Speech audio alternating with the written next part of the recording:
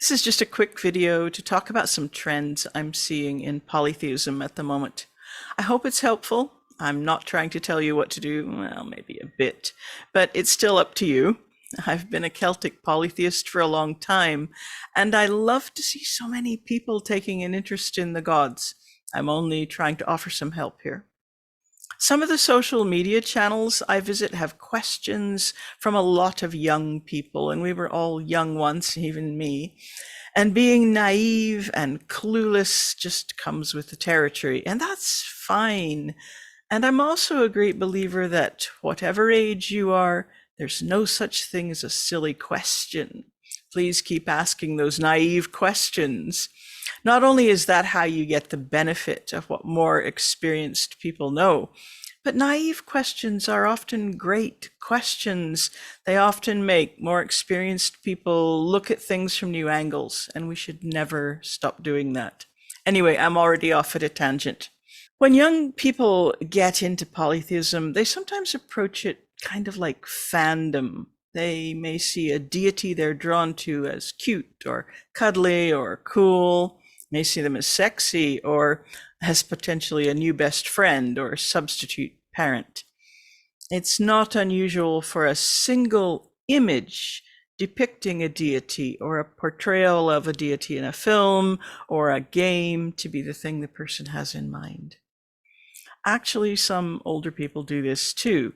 And often people are very fixated on like a single deity.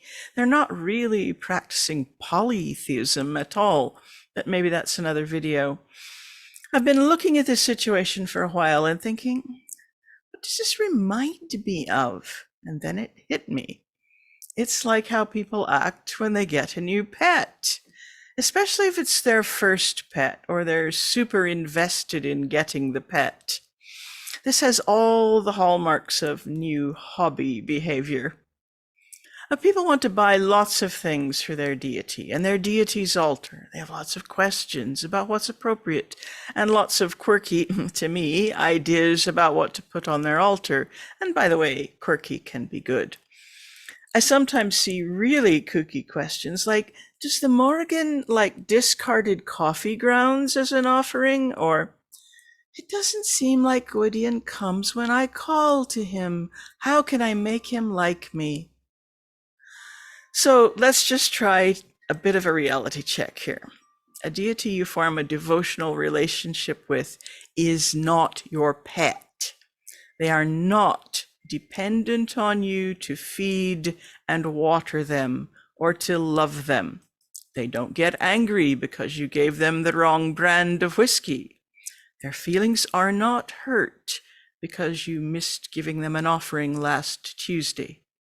We actually know relatively little about systems of giving offerings or communing with the gods in early Celtic societies. Most Iron Age cultures who had gods gave them offerings, and we know the Celts did too. Some of this seems to have been arbitrated by the Druids, who acted as a kind of priesthood, among other things. Modern Druids don't do that. They made the offerings on behalf of others, but we don't know exactly how that worked. We lost all that kind of organization many centuries ago, so most of us have to do our offerings for ourselves now. We don't know whether most people had household shrines or altars, or how much they prayed, or what exactly they believed about their gods. There's this tendency to think Celtic practices were similar to the Greeks and Romans, but that's just because they're better documented. But again, we can't be sure about that at all. Other people think that folk practices found in Celtic-speaking areas, in the more recent past, must reflect pre-Christian ideas. Things like reciting charms or leaving milk or butter on a stone for the good folk. It's possible that some of that's 2,000 years old, but now it's mixed up with lots of Christian ideas.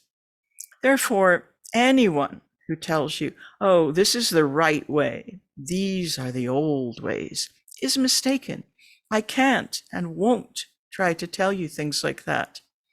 I can't tell you exactly what your relationship with deities should look like, but I'm telling you to be objective and be sensible. When I say a deity is not your pet, what am I really saying?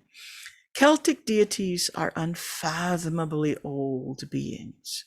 We can't really understand their nature fully, but they're worthy of respect of a kind you wouldn't give to a character in a book, or a pop star, an imaginary friend, or your pets, no matter how much you love them. And even if you make offerings to them, pray to them, and talk about them to your friends, the gods don't owe you anything.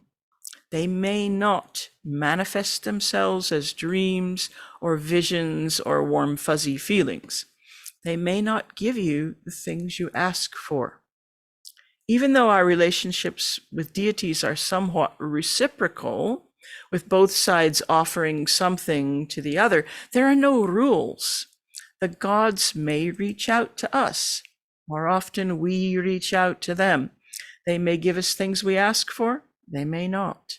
They may withhold their favor, and we may never know why. Equally, we aren't required to offer them devotion, unless, of course, we've made some kind of vow of devotion. So please don't make such vows lightly. I have a whole video about that. Our deities are ancient and unfathomable. Sometimes it's unclear to us how much or how little power they have, how much interest they have in our world or in us as individuals. I believe that the gods are pleased to receive appropriate offerings. Sometimes I wonder why.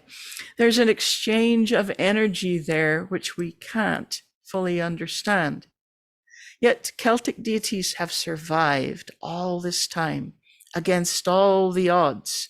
We can trace how interest in them couldn't be completely crushed by invasion or oppression from other cultures.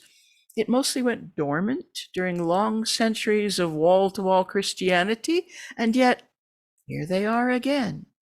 Given half a chance, the hidden spark has become a small, steady flame.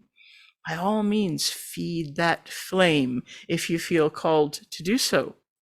I think what I'm trying to say is this. First, don't trivialize the gods by turning them into pets or fantasy idols. And second, don't expect them to put you at the center of their world the way your dog probably does. If you're enjoying this series, why not take one of my online classes? There's almost always something on offer. Some classes have tiered pay what you can pricing, and there are usually a few scholarships available for the more expensive classes. To get notifications about classes and about scholarships when they're announced, you can go to my website and subscribe to my newsletter, or follow me on my Patreon page.